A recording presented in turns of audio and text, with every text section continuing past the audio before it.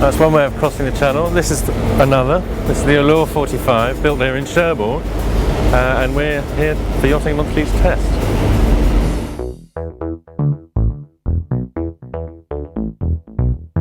Day one, we didn't learn much about performance because there's 4 knots true, and this boat is kitted out to go around the world. So we're off back into the marina, and we'll try again tomorrow. Up at the bow here, massive double bow roller there. Got a spade in it at the moment. Also at the end you'll see the 2-to-1 halyard for the Jenica or for the Code Zero, and the tack for it there. That socket there is a passerelle, but there's also, it can be used as a bow ladder, you know, in Scandinavian territory. 2 sets of cleats on either side, so you can be alongside and also rearranging your mooring at the same time. And in here, got the windlass and a huge anchor locker.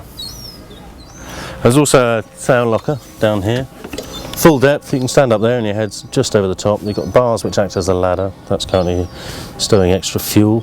Plenty of room for sails and fenders and lines and pretty much everything.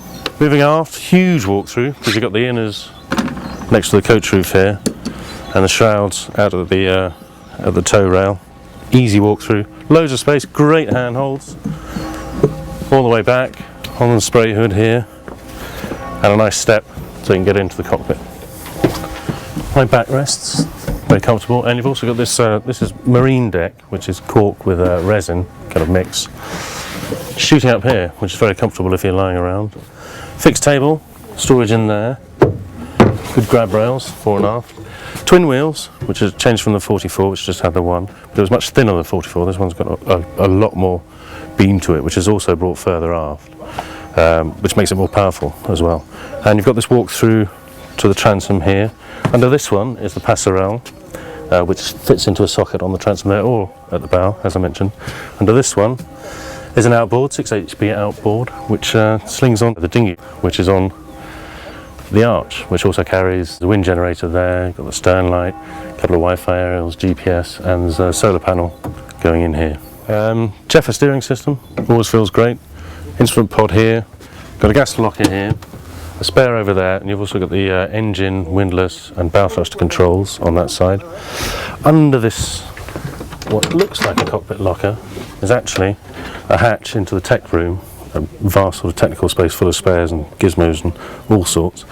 And you can remove this so you can either load straight in or you can get some ventilation while you're working in there, a little bit of extra light. So that's that side. And on the other side we've got a sole depth locker. It's a very neat stowage handles here that the owner invented. It doesn't look like much storage, but you must remember that there's the sail locker forward and there's a ton of storage below, several tons I would imagine. So you've also got a nice halyard bin here and these washboard doors, cascade washboard doors, which are very convenient. You're not always wondering where to put them.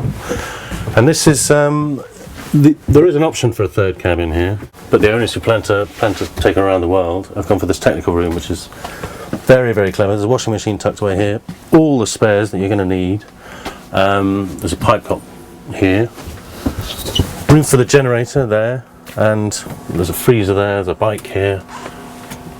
Access to everything you need, and the space to do it in. So this is the aft cabin on the starboard side, huge double, tons of stowage. Again, any corner of this boat there is stowage. There's an access panel there to a generator, which isn't there yet, but it just makes it really easy to maintain.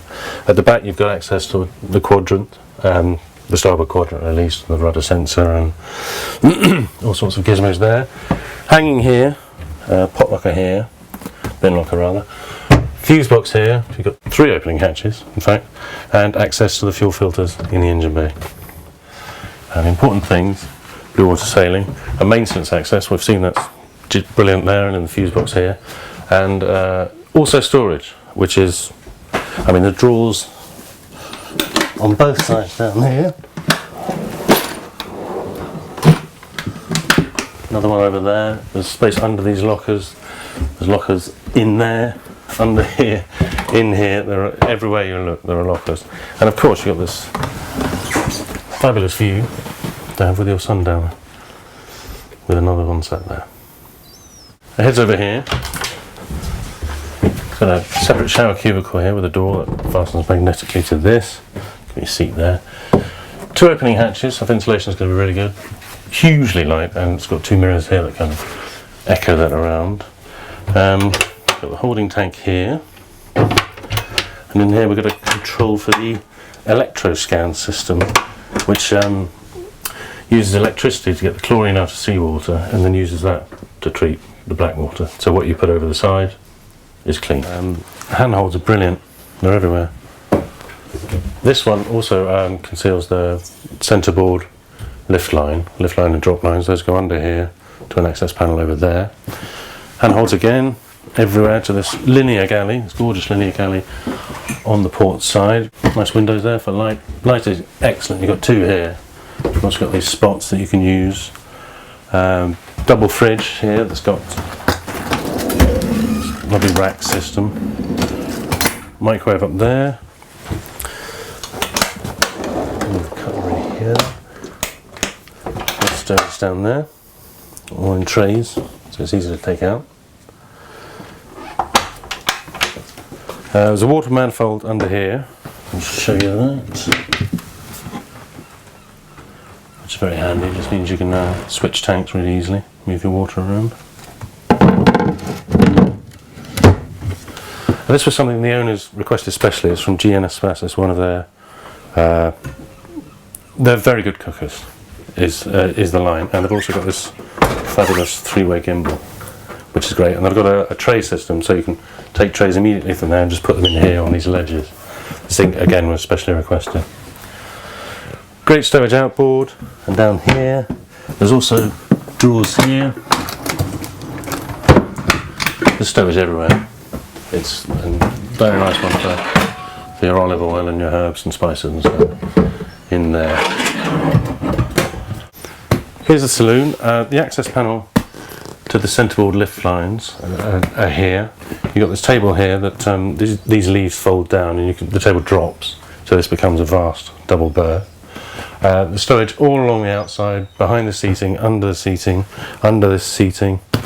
There's stowage everywhere, and these lights in the deckhead make it's really light down here. Here's the forward cabin. Again, masses of stowage. A shelf locker here, there's a bookcase here, 2 more shelf lockers here, a hanging locker at the end. You've got 4 of these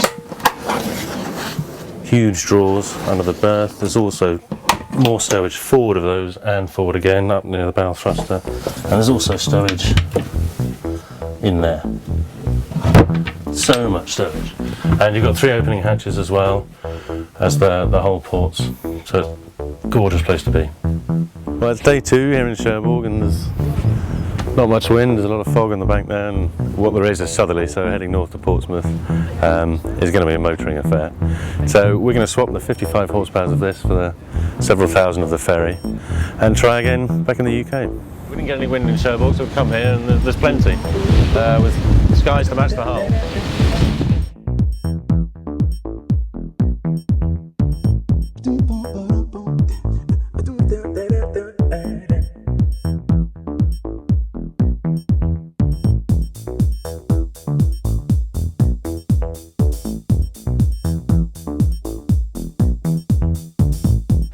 I've got about 17 knots, 18 knots, and she's fully loaded, she's ready to go around the world. So we were getting about 6.5 upwind. It doesn't sound like a lot for a 45 footer, but she is completely loaded. She's, as I say, she's ready to go. So yeah, we were getting 7 knots at one point we got. She's happiest at about 40, apparent wind angle. 35's pinching a bit, 40 she's happy. Coming down onto a fetch, we were getting sort of 6.9, topped out at 8 knots, at about 21 knots apparent wind speed, and that was about 70 degrees apparent wind angle. So yeah, 8 knots topped out there, and then coming down on a beam reach in about 19-20 apparent, 7.1, 7.4. So she's not a mad performer, but then that's not what she's about. She's about, going around the world, and she's perfectly ready for that. She's nippy, easily controlled, rounded up once or twice. A lovely boat, sails herself pretty much. She's about going around the world in comfort. You've got the aluminium hull, which is easy to repair and won't damage easily. Twin rudders there, which is so she dries out. So there's the centerboard line. This is that raises and lowers the 200 kilogram centerboard. So she can run up beaches. She can noodle around in lagoons. She's fully kitted out for some shoal draft work. And she's enormously comfortable. She's got, so the aluminium hull for the strength, for the rigidity, and then this deck is GRP, and they're sort of fixed and fastened right the way along the side decks. But it just makes it so much more easy to put fittings on a deck if it's GRP rather than aluminium. She's enormously comfortable down below, fabulously well built.